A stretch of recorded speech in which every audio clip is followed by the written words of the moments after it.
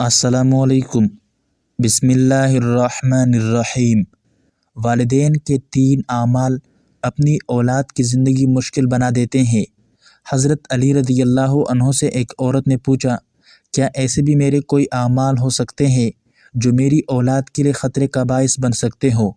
تو حضرت علی رضی اللہ عنہ نے فرمایا کہ ماں باپ کے 3 ایسے کام جو کہ اولاد کو موت کے منہ تک لے جاتے ہیں، وہ 3 اعمال یہ ہے۔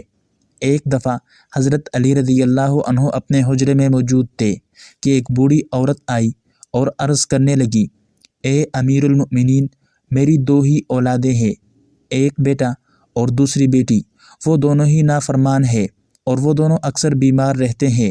میری بیٹی کا رشتہ لینے کے لیے کوئی تیار نہیں اور بیٹے کو کوئی رشتہ دینے کے لیے تیار نہیں۔ میں ایسا کون سا عمل کروں جس سے ان کی زندگی میں برکت آئے اور وہ عمل انہیں نفع دے اور وہ میری نافرمانی بھی نہ کرے اور وہ صحت یاب بھی ہو جائے؟ میں ایسا کون سا عمل کروں کیونکہ وہ دونوں نافرمان ہیں، میرا کہا نہیں مانتے؟ میرا بیٹا شراب اور دیگر گناہ بھی کرتا ہے، وہ دونوں دینی اسلام سے مطابقت نہیں رکھتے۔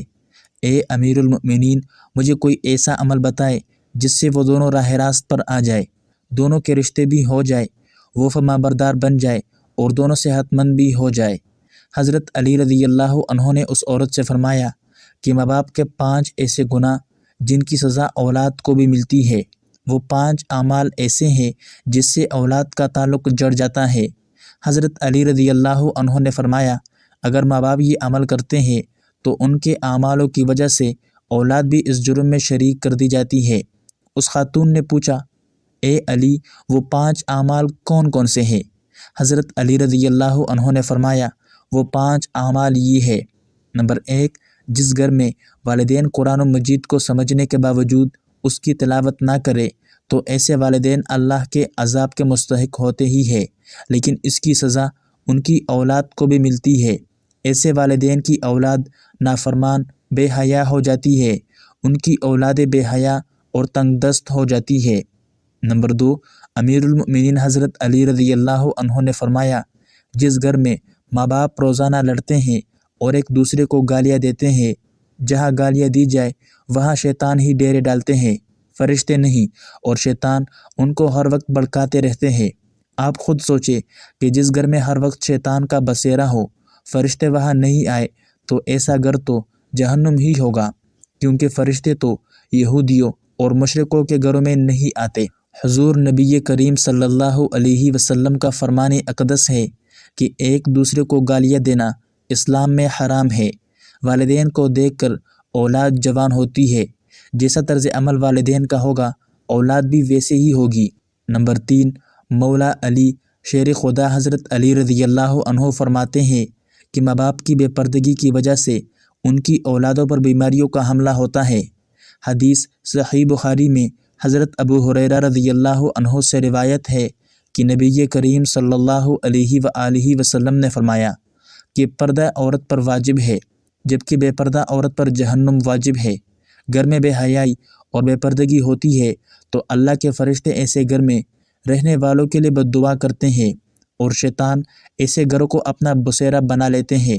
جہاں بے پردگی عام ہو، اس گھر کی اولادیں بے حیا، نافرمان اور غلط کاموں کا شکار ہو جاتی ہے۔ یہی نہیں بلکہ پریشانیاں اور مصیبتیں ایسی اولاد کا مقدر بنتی ہے، یہ ان کے والدین کی بے پردگی کی وجہ سے ہوتا ہے۔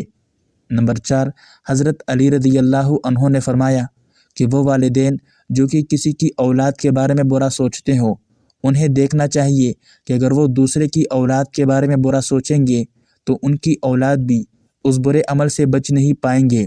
اللہ تعالیٰ ان کی اولادوں کے لیے برا کرتا ہے، کیونکہ اللہ تعالیٰ بڑی رحمان اور رحیم ذات ہے۔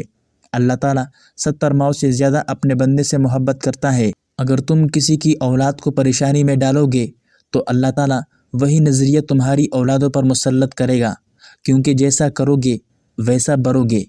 نمبر 5، حضرت علی رضی اللہ عنہ نے فرمایا، جو ماں باپ اپنے گھر میں حلال و حرام کا فرق نہیں کرتے ہو، حرام وہ نہیں کہ حرام جانور کا گوشت کھا لیا جائے یا کوئی حرام چیز کھا لی جائے، یہ تو قطعاً حرام ہے۔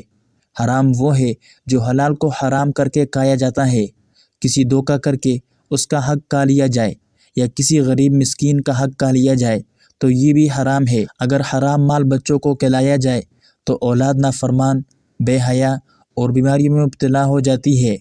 آج کل یہ بیماری ہمارے معاشرے میں عام ہو گئی ہے کہ حرام کھانے والے اسے حلال سمجھ کر کھا رہے ہیں۔ اللہ تعالی ہم سب کو ان تمام گناہوں سے دور رکھے، آمین یا رب العالمین۔